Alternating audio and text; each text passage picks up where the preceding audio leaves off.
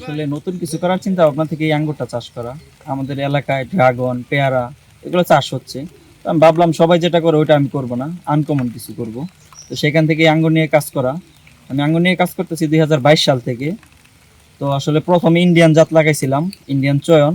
ওটা আসলে বাণিজ্যিকভাবে করার মতো না, বাজারের সাথে তুলনা করে বিক্রি করা যায় না। ফলন হয় কিন্তু বাজারের সাথে তুলনা করে বিক্রি করা যায় না। তো 2024-এ ওই গাছগুলা কাইটা আবার মোটামুটি 7-8 জায়গা থেকে 13টা জাত সংরক্ষণ কইরা তারপরে আপনার 2024 সালে আবার শুরু করছি।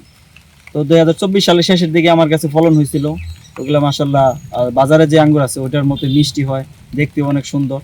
তো এবার ইনশাল্লাহ প্রথম ফলন আসছে। এগুলো 1 বছরের গাছ আমার বাগানে। এমনকি আমার বাগানে 35টা গাছ আছে, নতুন আরো 10টা রোপণ করছি। ভালুকা উপজেলায় প্রায় 60% জমিতে আমাদের কোয়াদি ব্লকে কোয়াদি গ্রামের একজন তরুণ কৃষক সুমন মিয়া সে আঙুর চাষ করেছে। আমি বিশ্বাস করি যে আঙুরটা আসলে একদম সফল আঙুর চাষ করে, এবং যেটা একটা ভ্রান্ত ধারণা আছে যে আঙুর খুব টক হয়। তো আমাদের ভালুকার মাটি হচ্ছে আঙুর চাষের জন্য উপযোগী। তো সেই মাটির আঙুর কিন্তু মিষ্টি।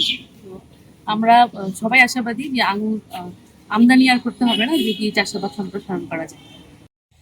সকাল সন্ধ্যা কোনো না কোনোভাবে ভাই আপনি কোথায় আছেন একটু সময় দেন নিয়ে আসা।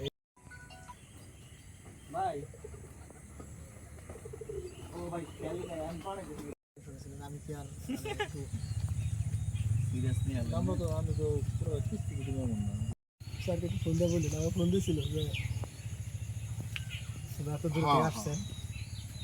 তাহলে ওইরকম করা উচিত যে পুরো কোনো জায়গা পরীক্ষা নিরীক্ষার জন্য 2 মিনিটের ভিতরে তোমার স্পেশাল অর্থাৎ যতটুকু পানি লাগবে পানিটা দিলে আমি তো পরিশোধ করে দিব, মানে কিস্তি টানবো না তো পুরোটা।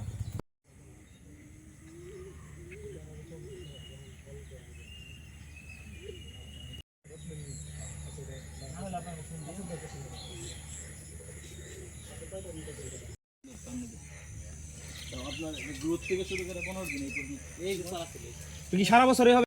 মানে স্যারও খুব মানে গত সপ্তাহে 3বার আসছুনি এই মানে স্যারও খুব মানে গত সপ্তাহে 3বার আসছুনি এই